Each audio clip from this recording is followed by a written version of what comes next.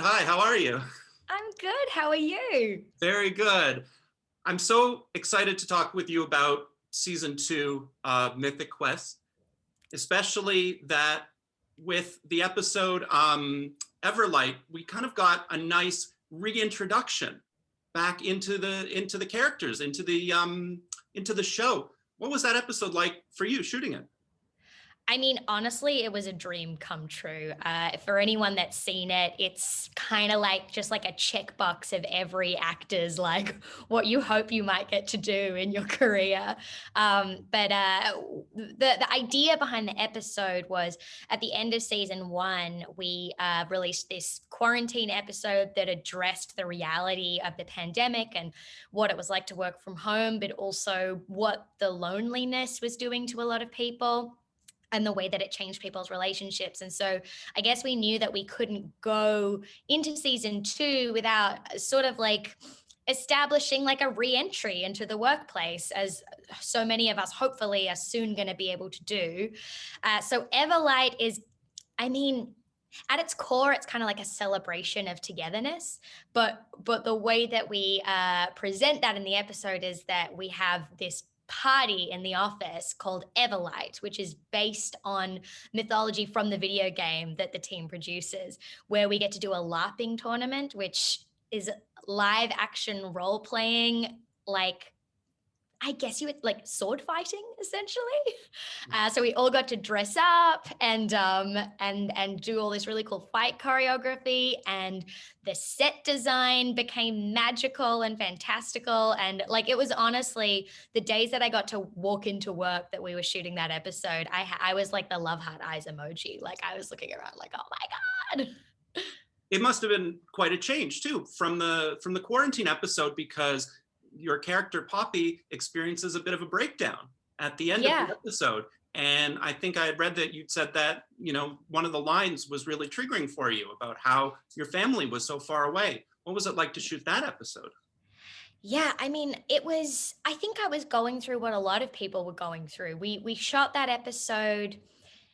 We actually had gone back to start shooting season two. We shot for a week. We nearly finished the first episode of a season that now no longer exists, because we there was so much rewriting done for the season two that we eventually managed to shoot. And then the world shut down, and we were all in our homes for a month or two. And personally, I was going through what so many people were going through, this feeling of like complete, like being in this completely unknown situation, and it was scary. And I had just moved to LA with my husband and my dog, and so we were kind of like, what's going on?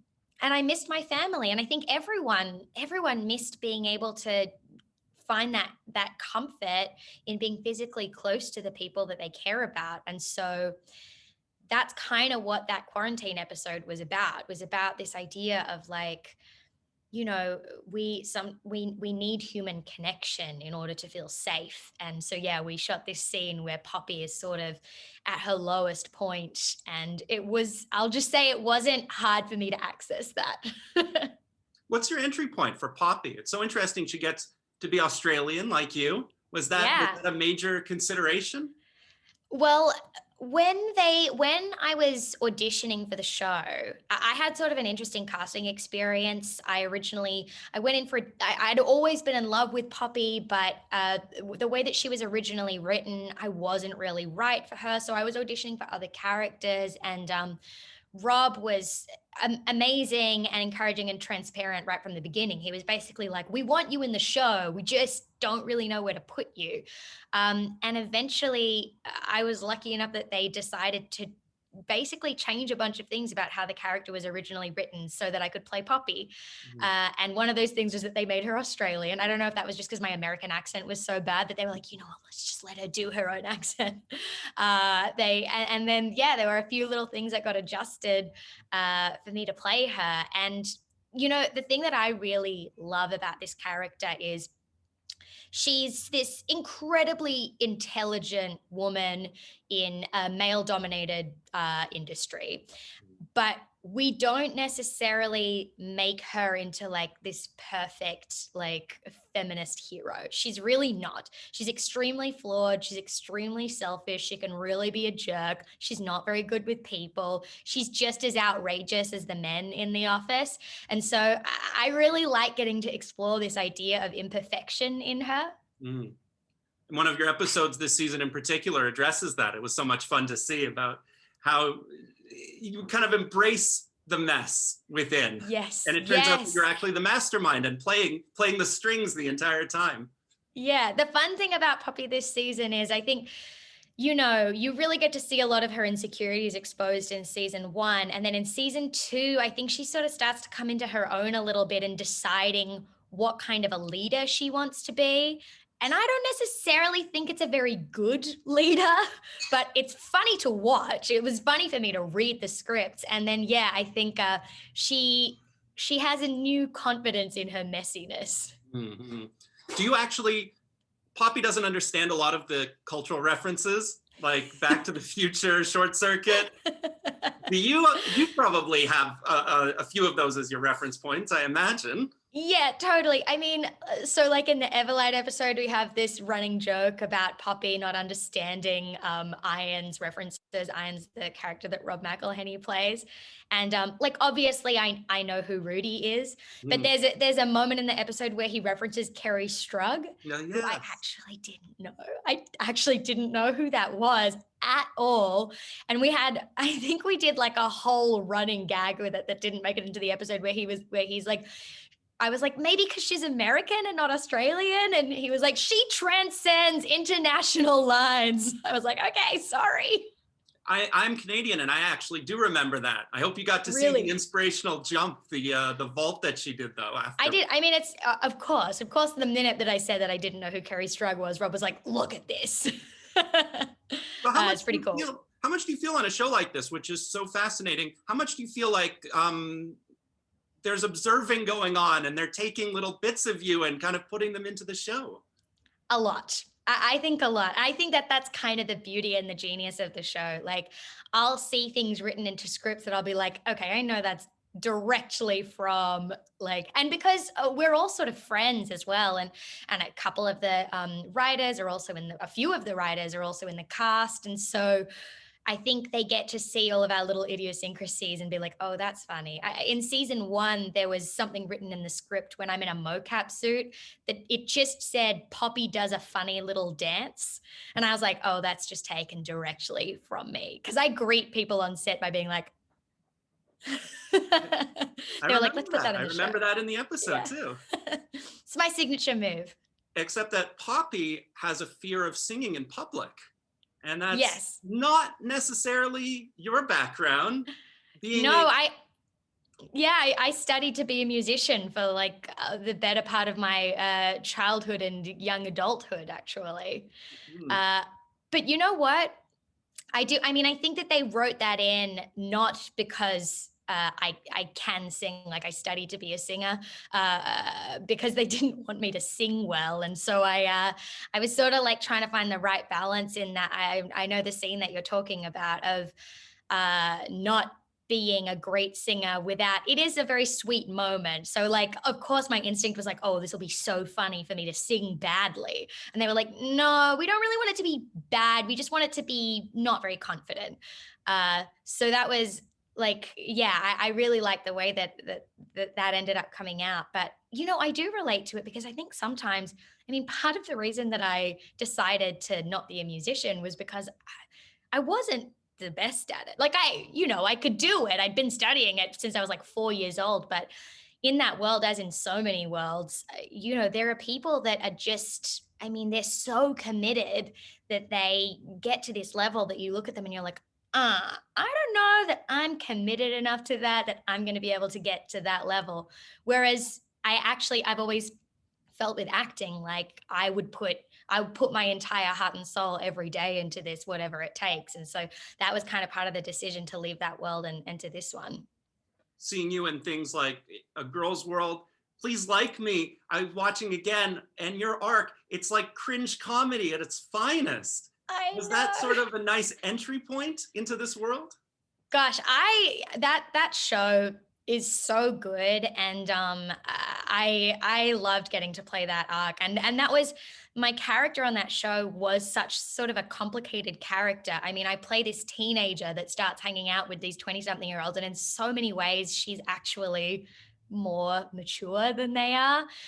But yes, so much cringe comedy. I've always been kind of down for anything. Like, there's a scene in that show where she's at her like high school concert doing the can and you can see the wings of her like Yeah. pad under her skirt, and I was just like, I read that and I was like, okay, that sounds funny. I feel like that's kind of my response to like most cringy things that I get in scripts. I'm like, all right, let's give it a go, that sounds great. Yeah. So what do you feel like for Mythic Quest? Because you go there all the time. I'm watching every episode. It's like, I there's a bar and you clear it constantly. So what have Thank been you. some of those moments for you, or those fun moments where you felt like you really went there? I mean, I loved doing in the second episode. I think you mentioned earlier we go to this women in gaming conference, and I get to give a speech. And throughout the speech, I'm like crying and farting and like kind of just losing it. And I remember seeing that on the page and just being so excited to get to do it. And then you get up on the stage, and it is what it looks like. It's like a bunch of people looking at you, and like I'm kicking my shoes off and undoing the back of my dress and like allowing myself to get extreme. I mean, comedy is vulnerability, right? Like, it's so funny to get to watch someone not be able to keep their guard up anymore, whatever that means. And that's the heart of it for me. Like, that's the thing that I actually really love. I'm like, yeah, how far can we take this so that we can get a laugh? How much do you enjoy having Snoop Dogg shows up this season? You had Forever Yes. Light Anthony Hopkins. I don't know if you got to meet him, but he's doing the voice for it. It's incredible. Yeah. Another actor shows up this season that I won't mention, but I was bugging my eyes out too. It was incredible to see that. What's it Yes. like to have people like that, and also, F. Murray Abraham Yeah. going I there for mean, comedy?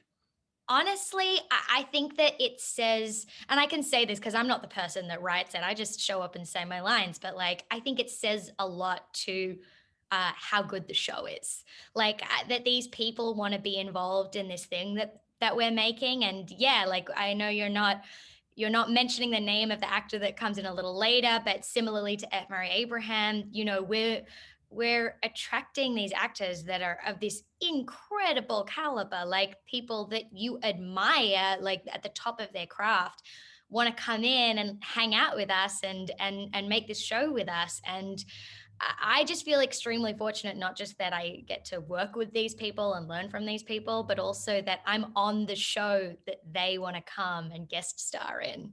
Hmm. And you said it almost feels like a family to you.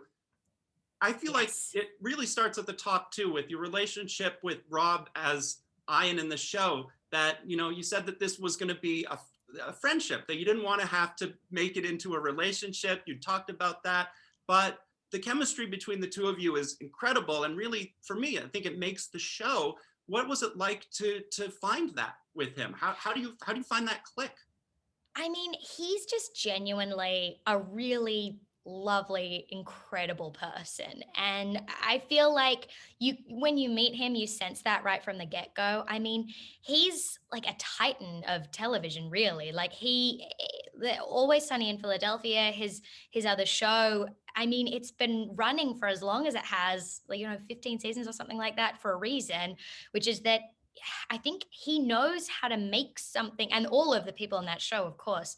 But like, there's something about the way that he approaches uh, making a TV show that makes you want to bring your best to it. And I felt that right from the beginning. I was, nervous because I was meant to be, playing opposite this guy that I've seen on my TV for so long. And he immediately made me feel comfortable. And then from there, we've just become really good friends. And I think that that's kind of necessary to play the things that we play with, especially through the second season, this competitiveness, this idea of the fact that we're like constantly yelling at each other. Like, that stuff is only fun when you really trust each other and understand each other's sensibilities. And it creates this really great environment for bouncing off of each other. So how do you feel like you've sort of grown into Poppy a little bit, because Poppy's a boss, you know? You feel like a boss. Yeah. Yeah, it's been really fun to get to play that for her this season too, because I think in season one, look, she's still struggling in season two. Like, let's not like mince words here. Like, she's still kind of it's not like she fully knows who she is yet. And I think she's still trying to figure out exactly where she wants to go in her career and as a person.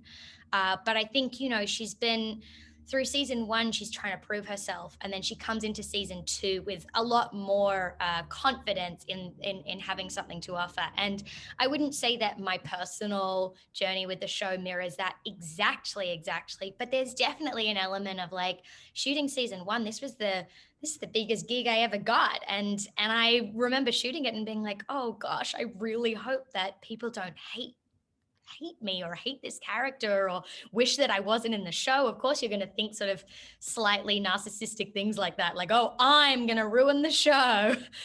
So it was really nice to see all the feedback from season one and people really connecting with this character. And I think that it gave me a different attitude coming into season two, this idea of being able to be like, I think I understand what people love about her, and it was really exciting to get to really bring that in times 100 into season two.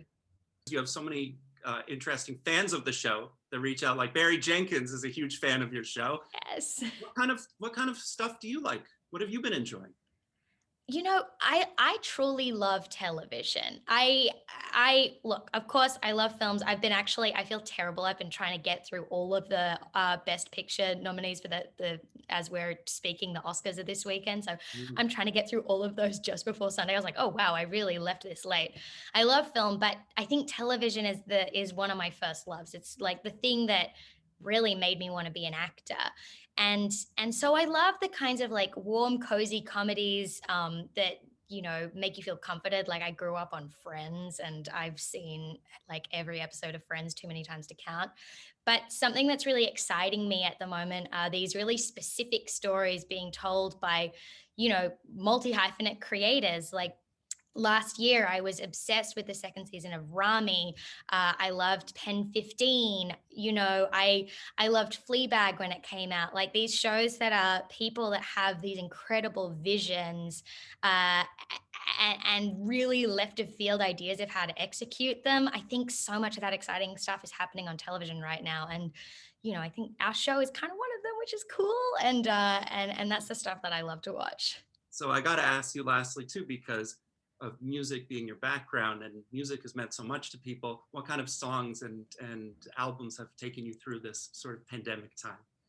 Oh, okay. So this is kind of a funny question because the music that I've always been, that sort of like is the soundtrack to my life, honestly, is jazz music, because I studied jazz. That was really the thing that I wanted to do. And, often like the thing that I'll have playing when I'm hanging out on my own is like Brad Mehldau or like, Joshua Redman. But the music that got me through last year was really pop music. And I became absolutely obsessed with the Taylor Swift albums that she released. And I was like, there was this like snobby part of me that was like, I can't believe you're listening to Taylor Swift so much, but gosh, like she can tell a story. And I think I'll always listen back to those albums and it'll transport me right back into the moments in time that I was listening to it last year. And that's what music's supposed to do, right? Yeah. Do you have a favorite? Of her album? I loved the Evermore album. No, I mean, I did, but no, what was the first one that she did? Was that one, the first one that she released in the middle of summer? What was that one called? I can't remember now. The first of the two. The first of the two. Evermore was the second, right? Which I keep getting confused with Everlight. Folklore was the first one. Yes. I was just thinking about the sweater, about the cozy sweater. Yes, the cardigan, yes. The cardigan that everybody wanted.